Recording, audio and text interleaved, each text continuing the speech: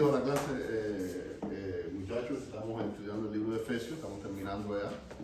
De hecho, hoy vamos a terminar el capítulo 5, empezamos el 6 y la semana que viene, entonces sí terminamos realmente el libro, ya con la última parte del 6. Los que están familiarizados con Efesios quizás, o si no lo recuerdan, es con uno de los pasajes más bellos que tiene el Evangelio, que es la armadura del cristiano. No, es decir, eso ya sería la clase que viene. Terminamos Efesios y es decir que ya en febrero comenzamos con otra carta igual de bella, que es la carta a los Filipenses. La semana pasada nos quedamos con uno de los consejos que está dando Pablo, y recuerden que en los 3 últimos capítulos de la carta todo ha sido eminentemente práctico. Se ha acabado la teoría y es hora de practicar en la vida cristiana. La vida cristiana es una vida de práctica, muchachos. La vida cristiana no puede solamente ser leer Biblia y aprender Biblia de memoria y memorizar y decir y recitar historias y decir textos. Si después eso no lo llevamos a la práctica, si esa no es la luz que ilumina el camino mío y no camino de la forma que el Señor quiere, bueno, puede ser que nos convirtamos como muchos en conocedores de un libro más, como a lo mejor un filólogo te puede hablar de Quijote y recitártelo, te puede hablar de la obra de Shakespeare. Así pasa con la Biblia. Yo me he encontrado gente que sabe más Biblia que nosotros. El detalle es cómo viven. Y dice Pablo en la semana pasada, digo, lleno de consejos prácticos, sean llenos del Espíritu Santo. Él ha tratado hasta ahora temas de la unidad, de andar en luz, en sabiduría, en amor. Pero miren, jóvenes, esta llenura, recuerden la semana pasada dijimos que si quieren pensar en una palabra cómoda de recordar y que más bien da el sentido real del apóstol cuando escribe, sean controlados por el Espíritu Santo. No es con un medidor ahí, tengo el espíritu bajito, el espíritu alto. Cuando mi vida es controlada por el Espíritu Santo, se puede vivir en amor, se puede vivir en luz, podemos buscar y vivir en sabiduría, podemos practicar la unidad, pero tenemos que estar controlados por el Espíritu Santo. Voy a poner ahí un ejemplo, diríamos que en vez de llenarte o ser controlado por el alcohol, no se emborrachen con vino, más bien sean llenos, sean controlados del Espíritu Santo. Eso fue la semana pasada, simple recordación. Les dice que se animen y que hablen entre ustedes con cosas tan hermosas como salmos, con himnos, con cánticos espirituales. Alaben al Señor. ¿Hay café, muchachos? Costarricenses, el café ese. Está mejor que te estás buscando tuyo. Canten y alaben al Señor, dice, con el corazón. Siempre a mí me llama la atención esto, porque saben que diríamos que el área de servicio mío es la música y el canto, ¿no? Aunque yo no canto, yo admiro a los que cantan, a los que tienen buenos timbres. Para mí el instrumento más hermoso que ha creado el Señor es la voz humana. La más hermosa de las artes es la música, aunque los pintores y los escultores de esta clase van a decir que no. Es la música para mí. Y dentro de la música el mejor instrumento, óigame, no hay como una voz. Bueno, el piano es un instrumento mecánico. No hay instrumento para mí como la voz humana. Cuando usted ve una voz, un timbre, y como lo mismo sea en los registros graves, que en los agudos, y usted hace así, que son esas voces que usted hace así y le entran y le penetran. Y esa es la voz humana. Las cuerdas vocales, que no sé si tenemos 3, me parece, no estoy seguro de eso. Ahí el aire sonando y lo que produce es. Y aquí dice, alaben al Señor, cuando uno siempre que piensa que el canto es expresado con nuestra boca, dice que alaben al Señor con el corazón. Oye, a mí me llamó la atención eso y he leído ese texto 10.000 veces. Alabo al Señor con mi corazón. El Salmo 42, que también lo he leído 8.000 veces, dice, esta es la oración al Dios de mi vida, que de día mande su amor y de noche su canto me acompañe. Qué hermosa allí imagen la que da el apóstol Pablo. Den siempre gracias. Otro de los grandes secretos de la vida, hermanos, es vivir agradecido. La persona más agradecida, o la persona que se cree el centro del mundo, esa persona, miren, no se satisface con nada. Puede tener todo en la vida. Sin embargo, he conocido personas tan humildes y diríamos que materialmente no tienen nada, pero viven tan agradecidos por lo que tienen y por lo que el Señor les ha dado, que miren, si resumimos en una palabra, son felices. y otros con mucho no son felices. Vivan, dice ahí, den siempre gracias al Padre, y lo acompaña ahí por todo. Tendemos todos a pensar en las gracias solamente en lo bueno. En el momento bueno, en el momento feliz, en el momento donde todo marcha bien, diríamos que vemos como natural dar gracias. No es natural que en el momento difícil, de prueba, de escasez, de enfermedad, demos gracias. El consejo bíblico, y hermanos que estamos para aprender Biblia y para seguir lo que el Señor quiere, es que demos gracias en todo. ¿Cómo sigue? Y aquí sí vamos a la clase de hoy, que nos quedamos. Fue muy curioso cuando la semana pasada les dije, y la semana próxima vamos a hablar de los matrimonios y qué sé yo, y les puse esa foto, cuando salieron ahí al pasillo, Joshua y Eric, los vi muertos de risa. Y entonces me acerqué a la conversación que tenían y la risa era, en esta clase hay matrimonios, hay parejas, hay adultos y por supuesto hay muchachos, ¿no? Que todavía no se han casado, pero un día se casarán. Entonces la risa y la cosa de Eric y Joshua era cuando vieron a ese hombre encadenado, aquella mujer gritándole, y que imagínense si cuando nos casemos nosotros nos toca eso. No tengan miedo. No, imagínense, esa era la preocupación de ellos dos, que se casaran y lo encadenaran porque la mujer le diera grito. Vamos a ver, hermano, que dice aquí. Miren, esto es un tema extenso, esto es un tema grande. Estamos, si usáramos una palabra, quizás dándole pinceladas a estos temas de Pablo, porque si no, los 6 capítulos de Efesios nos harían falta 6 meses y no podemos, sencillamente. Sobre este tema de esposos, esposas, y después cuando venga más atrás, hijos, y cuando vengan relaciones inclusive de empleador y empleado, pudiéramos estar hablando mucho. Dedicar una clase a cada uno no podemos. Vamos simplemente a posar ideas que les sean de beneficio a ustedes. Miren lo que dice Pablo aquí, muchachos, lo primero. Sométanse unos a otros por reverencia a Cristo. Fíjense que comienza Pablo, antes de hablarle a las esposas, antes de hablarle a los esposos, antes de después saltar para los hijos, dice, sométanse. ¿Quién? Unos a otros. Sométate, Pedrito a Teresita. Sométete, Teresita, a Pedrito. Unos a otros. Y dice ahí, por reverencia a Cristo. Muchachos, jóvenes, alumnos, la clave aquí que yo veo es la palabra sumisión. En Cristo tiene que someterse el esposo a la esposa y viceversa. ¿Qué significa someterse? ¿Qué cosa es la sumisión para ustedes?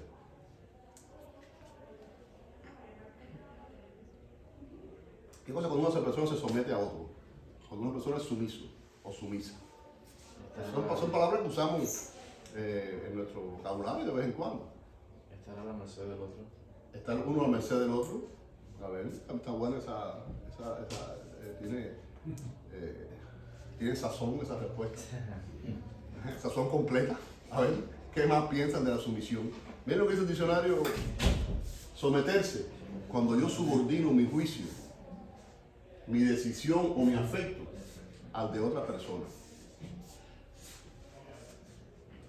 Mi juicio, mis decisiones, mis afectos al de otra persona. La persona sumiso o sumisa es la persona que es obediente, que se subordina, vuelvo a repetirlo de arriba, que se rinde al otro. Jóvenes, Pablo comienza este pequeño discurso sobre la familia diciendo que tienen que someterse, que tienen que subordinar su juicio, que tienen que someter sus afectos y sus decisiones, el hombre a la mujer y la mujer al hombre, el esposo a la esposa y la esposa al esposo. Y dice que todo esto lo acompaña, y es lo más importante, por reverencia a Cristo. Miren, la sumisión es mutua. Después entonces Pablo enseguida dice, entonces muchos ahí se afilan los dientes, pero esposas, sométense a sus propios esposos como el Señor, porque el esposo es la cabeza. Y compara ahí que como Cristo es la cabeza de la iglesia, las esposas deben someterse a sus esposos en todo. Primero nos dice que la sumisión es mutua y ahora nos dice que la esposa se someta al esposo. ¿Cómo entender eso, hermano, pastor? Primero, nadie tiene una autoridad si no es dada por Dios. Ajá. Entonces, por eso es legítimo, por ejemplo, la desobediencia civil, porque uno puede y Decir, debe honrar a las autoridades hasta que esa obediencia no presione tu no lealtad a Cristo. interfiera tu lealtad a Cristo. Entonces, lo mismo sucede con la esposa y el esposo. El esposo tiene autoridad, entre tanto, el esposo está bajo la autoridad de Cristo. Si el esposo dice algo que no respalda la Biblia, entonces está fuera de su autoridad, por tanto, la esposa no tiene que sujetarse a Cristo, a él. Hay dos Cristo. cositas que leí. Y son esas cosas cuando uno lee y llega, diríamos, al significado de las palabras, o cuando lee quizás la interpretación o la idea de eruditos bíblicos y gente que son maestros de seminario y que estudian, por supuesto. Miren, dos cosas. Dos grandes personajes que consulté decían, esto de la sumisión no lo entendamos tanto. Y les expuesto aquí, el esposo no es un dictador, el esposo no es un abusador, la esposa no es una esclava, no es el objeto del esposo. Más bien entendía la sumisión como el modo en que esa autoridad se va a administrar y se va a distribuir. No tanto que que el esposo va a pisotear a la esposa y tú vas a ser mi objeto y tú vas a ser mi esclava. Y lo otro importante, que está hablándole Pablo a qué tipo de parejas. Cristiano. A parejas cristianas. Miren, siento decirles que esto no se aplica y cuando después llegue a los hijos y a los amos y qué sé yo, a los que no son cristianos. Pareja que no sea cristiana. ¿Qué sumisión por reverencia a Cristo va a haber si no creen en Cristo? O si uno de ellos no cree en Cristo. Miren, por eso que la Biblia dice, ¿cómo debemos unirnos?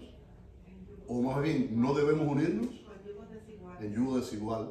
Una de las cosas que trae el yugo desigual, que no se quiere someter uno de ellos a Jesucristo. ¿Cómo van a someterse uno al otro si Jesucristo no está reinando? La mayoría de los problemas matrimoniales, miren, a veces no es tanto la falta de sometimiento, como dice ahí, de la esposa al esposo, sino que no quieren someterse a Jesucristo. Cuando los dos están sometidos a Jesucristo, miren, no es difícil que la esposa subordine sus afectos, sus decisiones a los del esposo. Pero es que no podemos separar ese texto de Efesios 5, 22 del 21. Pero es que ese esposo tiene que estar sometido a Cristo. Y ahí es donde se olvida, y donde muchos se afilan los dientes, muchos hombres dicen amén, amén, amén, amén, y después entonces recuerdan el texto del Antiguo Testamento, que como le decía Sara al esposo, Señor.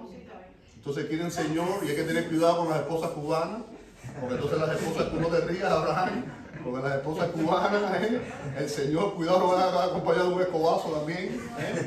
Miren, jóvenes, la clave, para entender estos fragmentos, le está hablando a cristianos y la clave es someterse a Jesucristo. Y después que estamos sometidos a Jesucristo, no va a haber problema en que esa esposa se someta al esposo. Y vamos a ver ahora lo que viene para los esposos.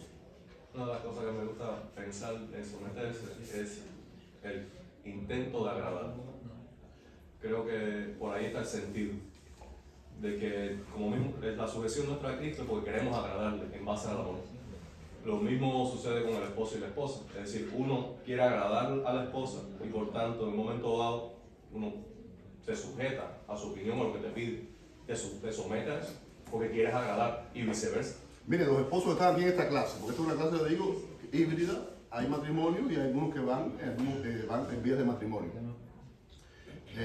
Hombres de esta clase, esposos de esta clase, cuando ustedes toman decisiones en el hogar, ¿ustedes dejan fuera a su esposa?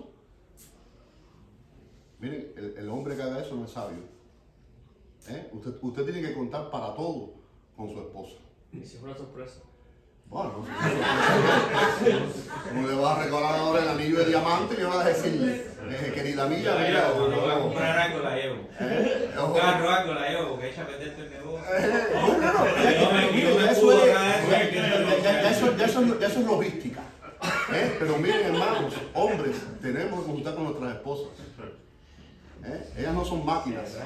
Ellas no son máquinas programadas para obedecernos en todo lo que hagamos. ¿Cuántas veces decisiones, por ejemplo, es una decisión financiera, que quizás, por ejemplo, el oído está poniendo el ejemplo de que el hombre quizás pueda ser más dado a hacer el mejor negocio? Pero miren, hay muchas cosas que pasan en los hogares y en los matrimonios que tienen que estar de acuerdo, y el esposo tiene que abrir sus oídos a lo que la esposa le dice y lo que ella piensa. Y más si la esposa es cristiana. Porque ahí está la clave. Está sometida a Cristo, esa esposa. Lo que ella me dice hay que tenerlo en cuenta. Pero entonces Pablo ahora, miren cómo sigue. Aquí les he puesto a este muchacho, aquí lo conocen. ¿Y qué practica? El salto con valla. No, Ese no. vaya no. Salto Perdóname, con pértigo. Con pértigo. Con garrocha, también se decía antes. Ese muchacho jovencito tiene, no sé si 20 y pico años bajito, 21, 22, y ahí saltó, que después lo mejoró. El World Record lo hizo ahí en 6.17, 6 metros y 17 centímetros, como 19, 20 pies. ¿Alguno de ustedes se atrevería a practicar salto con pértiga? Corre, corre, corre, corre, y de pronto con eso. Ese nivel. Ese nivel. No, yo parto el palo. No, y algunos no podrán ni echar los 4 primeros pasos. Y hay veces que ellos, que son hasta atletas de alto rendimiento, ha pasado. Yo vi el video que cuando fue a saltar se partió la pértiga. Imagínense ustedes. Miren, jóvenes, ahora este muchacho ahí, el listón está a los 19, 20 pies de altura. Miren lo que hace Pablo con los hombres ahora, con los maridos. Esposos, amen a sus esposas.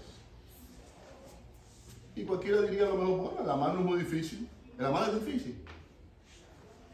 ¿O es fácil?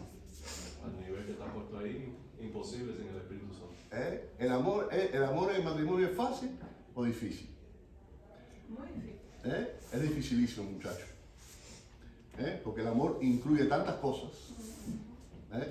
Y una de las grandes cosas que incluye el amor es la decisión de amar y luchar y echar rodillas y pelear por ese amor que no es fácil. Dice ahora, esposos, amen a sus esposas. ¿Para qué sirve el matrimonio? Le aporto algunas cosas allí. El matrimonio, nuestras necesidades emocionales, es bueno. El matrimonio tiene un propósito social, ¿sí o no? Fíjate, estamos en un mundo donde se ataca la esencia de la familia y del matrimonio. Cada vez menos las parejas quieren casarse.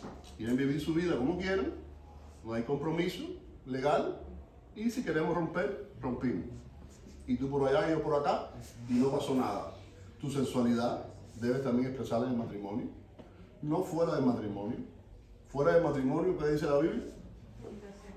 Que es fornicación, que es pecado, que no estás haciendo la voluntad del Señor.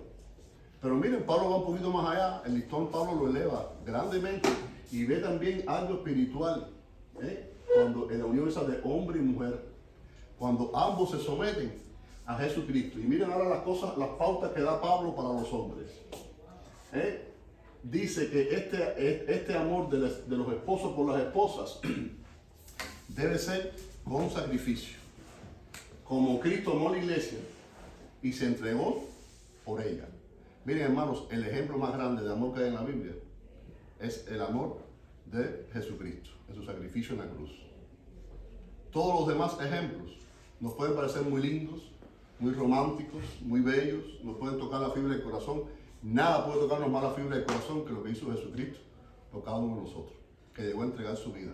Ese es el tipo de amor, caballeros, que tienen ustedes por sus esposas. Sacrificial hasta el extremo, que Pablo dice, lo compara o debe ser como el mismo amor que Cristo hizo con la iglesia, que llegó a entregarse por ella. Miren a ver si se cuentan esta historia. Cumple esta semana y te daré también la otra. Si trabajas por mí, otros 7 años. ¿Y qué pasó a Jacob? Le dieron gato por liebre. ¿A quién le dio primero? ¿El suegro? A Lea. Y 7 años trabajó Jacob por Lea. O mejor dicho, él estaba trabajando, pensaba que estaba trabajando por Raquel. Y en el momento de la verdad, no se llevó el gato al agua y le dio el suegro la liebre. Le dijo, no, que la costumbre no puedo darte primero a Raquel, que es más chiquita, tienes que llevarte a Lea.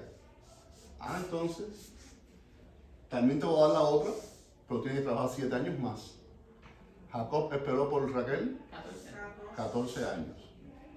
¿Están dispuestos ustedes a esperar 14 años por sus novios? Brancito, te veo así con una risita, como una risita que me dices que no en esa risa. estaba enamorado Jacob de Raquel cuando esperó 7 años y 7 más 14. No queremos tampoco que haya noviazgo tan largo. Eso fue porque el suegro calzaba punto. Había una escasez. Sí, esos noviazgos tan extremadamente largos, si pueden acortarlo, acórtenlo. Pero miren, jóvenes, ese hombre esperó por esa mujer que amaba 14 años. Dice Pablo, esposos amen a sus esposas con el mismo tipo de amor que Cristo amó a la iglesia. Dice, para hacerla santa. La palabra santa, miren, cuando hay una de las cosas que suceden cuando hombre y mujer se unen, es que ¿qué pasa? Que se separan de su familia, en el buen sentido de la palabra, y forman ¿qué cosa? Una nueva familia. Miren, el amor de todo hombre, ustedes que algunos se casarán, muchachos, y los que están casados por nuestra esposa, debe purificarla. No podemos con nuestro amor usarla como un objeto de placer. Debemos tener un tipo de amor que la haga grande, que se sienta bien a nuestro lado, que ansíe llegar a la casa y ver al esposo amado, esté más gordo, más flaco, más calvo, con pelo, sin pelo. Esas cosas físicas con el tiempo van pasando. Si ustedes ven la foto, un día voy a tener la foto de la boda de Alicia y mía. A Alicia la van a reconocer, pero en la donde estoy yo, voy a tener que ponerle una flechita arriba. Este es Joel, porque yo no me parezco. Cuando nos casamos hace 30 años. Pero miren, han pasado 30 años en nuestro caso. ¿Seguimos sintiendo el mismo deseo de llegar al hogar? Sí, igual que yo. Igual que yo. Y ver a mi esposa, y ver a aquella trigueña que conocí hace 32 años atrás, porque tuvimos 2 años de novio. Físicamente hemos tenido cambio. Pero miren, jóvenes, tenemos que pedirle al Señor, y vuelvo atrás, porque todo lo que sigue, en esposos, en esposas, en hijos, viene, yo lo veo como una raíz, hermano, cuando dice Pablo, pero sean controlados por el Espíritu Santo. Sin que el Espíritu controle nuestra vida, es muy difícil amarla con este tipo de amor. Es muy difícil e imposible tener un amor sacrificial por ella.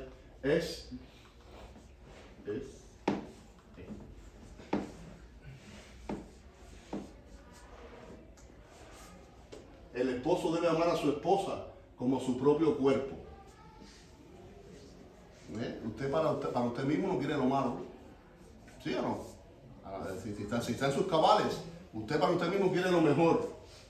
Miren, debe producir una mutua satisfacción la relación de esposo y esposa. No es para que se haya satisfecho solamente el esposo. Y la esposa no me importa. Yo no sé cómo tú quedaste, pero yo quedé satisfecho. No. Cuando un hombre ama a la esposa con este tipo de amor, miren, está siendo bendecido y nutrido él, y está nutriendo también a ella. Y lo que tiene al lado, jóvenes, es toda una bendición. No solamente son necesidades físicas, que son importantes, sino y que de las necesidades espirituales y emocionales. Yo les perdono. ¿Puedes dar un pasito atrás si me permite hacer un comentario pequeño? Miren, en el versículo 26, que ahí tiene señalado hacerla santa, Él la purificó, hablando de Cristo, lavándola mediante el agua de la palabra. Y ese es el estándar que Jesús nos está dando a nosotros los esposos. Una de las tareas de nosotros es dar la palabra en el hogar. Es decir, como sacerdotes del hogar debemos invertir tiempo en la vida espiritual de nuestras esposas y los que tienen hijos también. Eso es algo importantísimo. Es vital. Eso es vital. Como rol de hombre. No podemos delegar eso a nadie. Miren, y vamos a ver después en ese tema de las delegaciones, como delegamos a veces erróneamente en que no debemos, por ejemplo en el tema de los hijos. Debe amar a su esposa como a su propio cuerpo. Y hermano, y la pregunta, ¿y por qué fracasan tantos matrimonios entonces? Con estos estándares tan altos que hemos puesto aquí. Miren, lo más probable es que quizás alguno de ellos está caminando fuera de la voluntad del Señor. No tenemos la bolita del mundo, ni queremos sentar cátedra, ni poner un cuño en esta afirmación, pero no solamente porque sean cristianos y porque vengan a una iglesia. Usted puede estar sentado aquí en este banco hoy y después puede ir para allá a oír la predicación. yo no lo conozco, yo no soy juez, ni tengo capacidad de ver sus corazones. El único que está viendo sus corazones es el Señor. Estoy caminando en la voluntad del Señor. Yo he orado por ese muchacho, esa muchacha. No solamente que me caiga bien y que sea bonita. No solamente que venga a la iglesia inclusive. ¿Verdad? Mira, son cosas que tenemos que pensar. Vamos a decir que los que estamos casados. Pero los que están buscando o están en proceso de, tienen que ver todas estas cosas, tienen que pensar en esto. Si no estoy dentro de la voluntad del Señor, ese matrimonio lo más probable es que no va a perdurar. O va a sufrir tantos paros que miren qué triste que uno a veces ve, no estoy diciendo que sea esta pareja cristiana ni mucho menos, que de pronto matrimonio de 40 y 50 años y si se separaron, oigan hermanos, 40 y 50 años toda una vida al lado de una persona y que lleguen al proceso de separación, ahí había muchas cosas mal, ¿no? Eso no fue algo que explotó en el año 48 y entonces en el 50 se divorciaron en las bodas de oro. Jóvenes, tenemos que buscar dentro del pueblo de Dios. Miren, ya es buscar fuera del pueblo de Dios. Siento decirle que está dando el paso equivocado. Ya no estás caminando en la voluntad del Señor. Pero después que busques dentro del pueblo de Dios y ores por tu esposa dentro del pueblo de Dios, pídele sabiduría al Señor. Porque mira, si no, puedes llegar al fracaso. Sométete a Cristo. Hombres y mujeres de esta clase, esposos y esposas, novios y novias, y después que estén sometidos a Cristo, se van a dar cuenta que la sumisión de uno al otro va a ser posible y va a ser de bendición. Podríamos estar hablando mucho más de esposas, no podemos. Miren cómo sigue Pablo.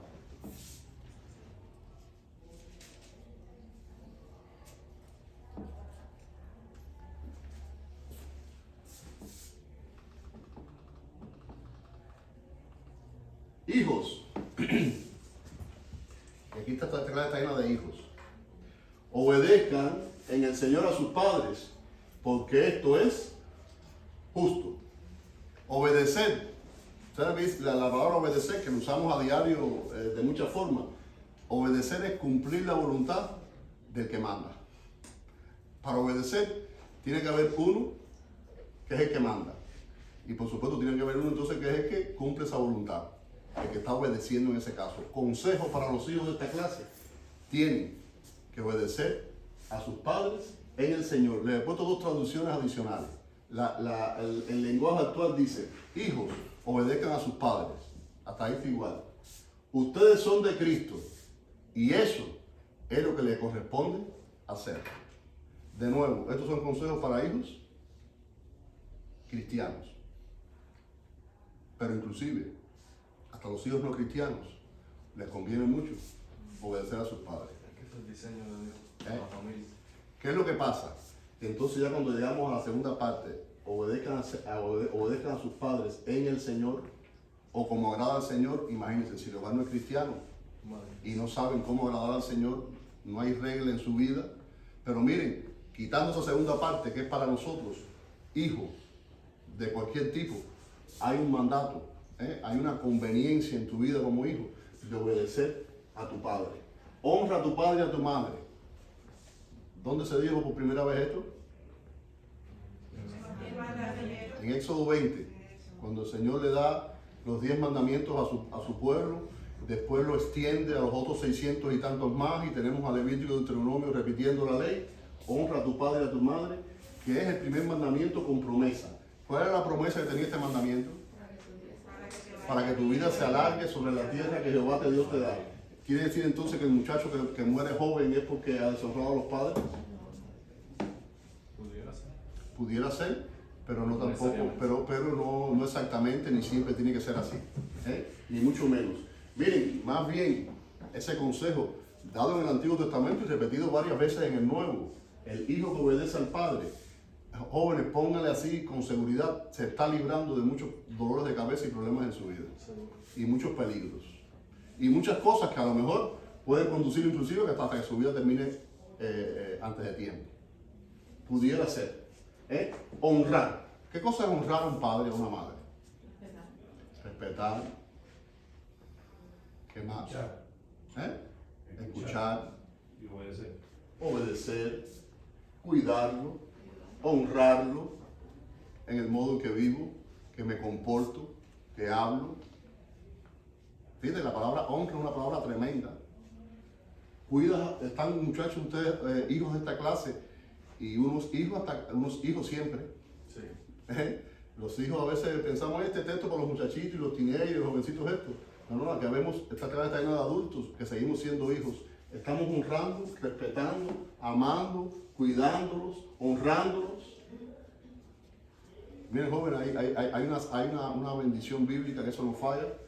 Siempre que obedecemos, nuestra vida se enriquece. Siempre que desobedecemos, porque hay pecado, algo se nos quita. El pecado nos roba. La obediencia te enriquece. Y miren lo que dice padres. No hagan enojar. La Reina Valera dice, no provoquéis a ira. No hagan enojar a sus hijos, sino críenlos según la disciplina e instrucción del Señor. Miren, jóvenes, el padre no puede usar su autoridad para abusar del hijo. El padre tiene que ser la persona que anime, que potencie a ese hijo, que se desarrolle. Si el padre es cristiano, y fíjate, eso sirve también para los padres no cristianos, aunque esto es dirigido a familias cristianas. Padre, inclusive, si aquí viene un padre inconverso, no enojes. A veces los padres llevan a los hijos hasta un extremo que el muchacho tiene que, ¡boom!, explotar como un globo. ¿Cómo podemos enojar a nuestro hijo? ¿Cómo podemos desanimarlo? Les he puesto algunas cositas ahí, hay muchas más. A veces cuando decimos una cosa y hacemos otra. Qué terrible es para un hijo que el padre diga una cosa y su acción vaya por otro lado, cuando siempre lo está culpando. Nunca hay una palabra de alabanza, nunca hay un estímulo. Qué bueno lo que hiciste, todo es malo, en todo te equivocaste. Cuando somos injustos, cuando la disciplina no la aplicamos de forma consistente, cuando muestra favoritismo. La Biblia tiene varios ejemplos de hogares donde los padres se inclinaron por uno y miren, en ninguno de los casos las cosas llegaron a bien. ¿Recuerdan alguna familia bíblica donde hubo favoritismo? José con sus hermanos. Hoy José, siendo el penúltimo, soñando, diciéndole al padre, el padre haciéndole la mejor túnica a José. ¿Y dónde terminó José? En un pozo, en una cárcel en Egipto, por la gracia y porque Dios es Dios y tenía un plan más allá de eso. Llegó a ser el segundo del reino y fue la bendición de su familia. Pero en ese lugar había favoritismo. Cuando prometemos y no cumplimos, no prometas, padre, si no puedes cumplir. Cuando subestimas los problemas de tus hijos, hay padres que se piensan que sus problemas como adultos son los grandes y se olvidan de los problemas de los muchachos o muchachas, de nuestros teenagers, de nuestros jóvenes. Y pensamos que nuestros problemas de adultos son los que nos consumen y nos absorben. Y nuestros muchachos están también llenos de problemas. Por lo que nosotros pasamos cuando teníamos esa edad también. Lo que pasa es que a veces se nos olvida. Jóvenes, algunas cosas les he puesto solamente, pero padres de esta clase, vuelvo a lo mismo. Solamente llenos del Espíritu Santo, controlados con la plenitud del Espíritu Santo, es que podemos ser padres sensibles a la necesidad de nuestro hijo. Y dice ahí, críenlos. Y la palabra esa de crianza, cuando vamos al griego, tiene idea de sustento, de alimento. En la antigua Roma existía una figura que se llamaba el padre de familia, el pater family. Ese normalmente era el adulto varón de más edad en la familia. No tiene que ser exactamente el padre. Por ejemplo, si en la familia vivía abuelo y padre, el abuelo era el pater family allí. Tenía la autoridad tal que inclusive cuando nacía, la comadrona ponía el niñito a los pies del padre de familia y tenía la opción de aceptarlo o no aceptarlo. Y si no lo aceptaba, estuve leyendo que muchas veces en la antigua Roma los esclavos no solamente venían porque había una guerra y traían esclavos, sino porque muchas familias, cuando por cualquier razón, por ejemplo, no aceptaban a un hijo, ese niñito iba directo a venderse como esclavo. El padre tenía la autoridad a repudiar a un hijo y venderlo si lo enojaban inclusive. Y aunque dice que era una costumbre muy extraña, que en tiempo de Augusto César se prohibió, podía inclusive hasta matarlo. Y legalmente estaba con aprobación. Fíjense hasta dónde llegaba la autoridad del padre en la antigua Roma. Críen a sus hijos según la disciplina y la instrucción del Señor. No es suficiente. Y hay padres que se conforman con dar abrigo, con dar alimento, y ahí se quedan. Y el niño con ropa, zapatos, y las cosas materiales está bien. Y lo emocional, ¿cómo se cubre?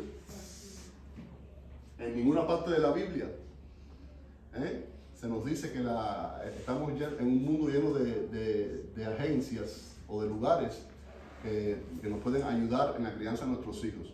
No es exactamente que sean malos, pero miren, la responsabilidad primordial es del padre y de la madre. Miren, es del hogar.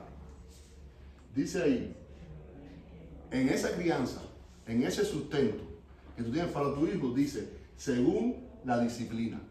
Jóvenes, la disciplina existe.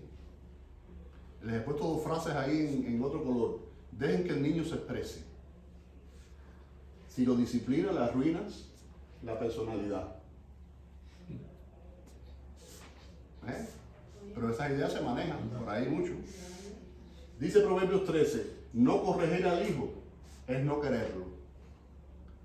Amarlo es disciplinarlo. La disciplina es necesaria. Ahora, ¿cómo administras la disciplina? El padre tenemos que tener sabiduría para administrar la disciplina en el momento correcto.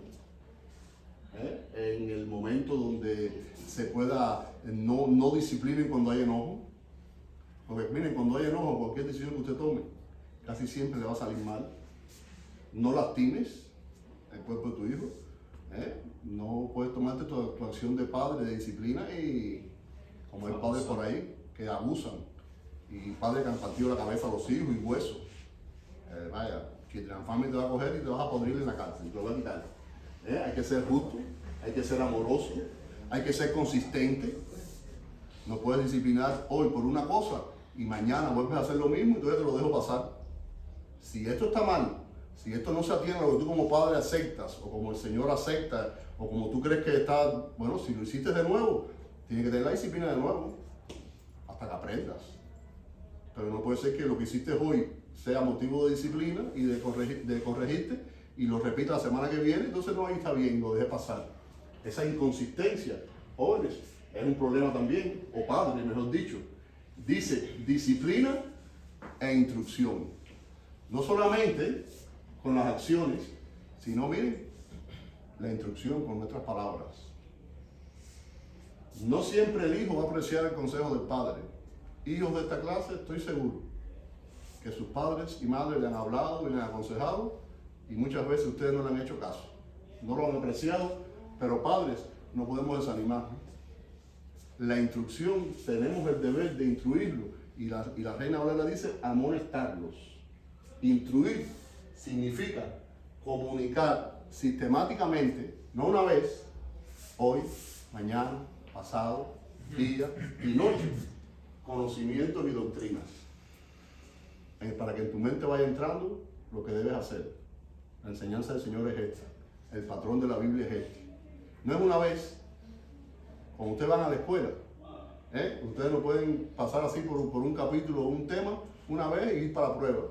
Lo típico, ¿qué cosa es? Estudiar, y los días antes de la prueba, revisa 42 veces ese capítulo, ese tema. Así pasa con la instrucción, y la responsabilidad de la instrucción no somos nosotros aquí en la escuela dominicana, no es Darwin los miércoles, no es el pastor. La responsabilidad de la instrucción, jóvenes, recae en el hogar. Para los que somos ya cabeza de familia y tenemos hogar establecido e hijos, y para ustedes que lo van a formar. La semana que viene vamos a comenzar con esto. Hemos visto el consejo de Pablo a los esposos, a las esposas, a los hijos, y de pronto, ¿qué pasa con los esclavos? Y diríamos que en esta sociedad no tenemos esclavos.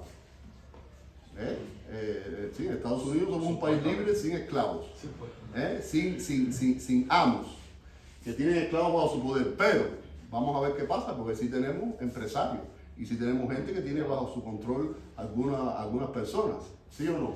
Y les dejo con esta a modo de sabor para la próxima clase. Cuando el volcán Vesubio hace su erupción 80, 79 años antes de Jesucristo, sepultó a qué ciudades, ¿recuerdan? Pompeya. A Pompeya, y había otra más cerquita, pero la conocida, la famosa es Pompeya. De pronto caen las cenizas sobre esa ciudad de Rampán y quedan allí muchos sepultados. Se encuentra en una excavación esto. Se piensa, jóvenes, que habían 6 millones de esclavos en el Imperio Romano, cuando Pablo está escribiendo. La esclavitud estaba a la orden del día y era legal. Y era legal. Y se encuentra esto en una casa, un esclavo y el amo. Los dos no pudieron escapar. Eso fue a las afueras. Se piensa de que en la primera erupción ellos dijeron vamos a salir y quisieron escaparse, entre comillas. Pero las agarró una segunda erupción en las afueras de la ciudad y se lo encontraron así. El esclavo y el amo. ¿Por qué creen que este es el esclavo y este es el amo? Espirituales. Por el vestuario, pero es que ahí en realidad no se ve vestuario. Ellos quedaron calcinados ahí. Parece que tiene un pie arriba del otro. No, no exactamente tampoco, porque en ese momento cuando explotó, ahí eso es difícil de darse cuenta. ¿Ustedes saben por qué los investigadores, los arqueólogos pensaron que este era el amo y este era el esclavo?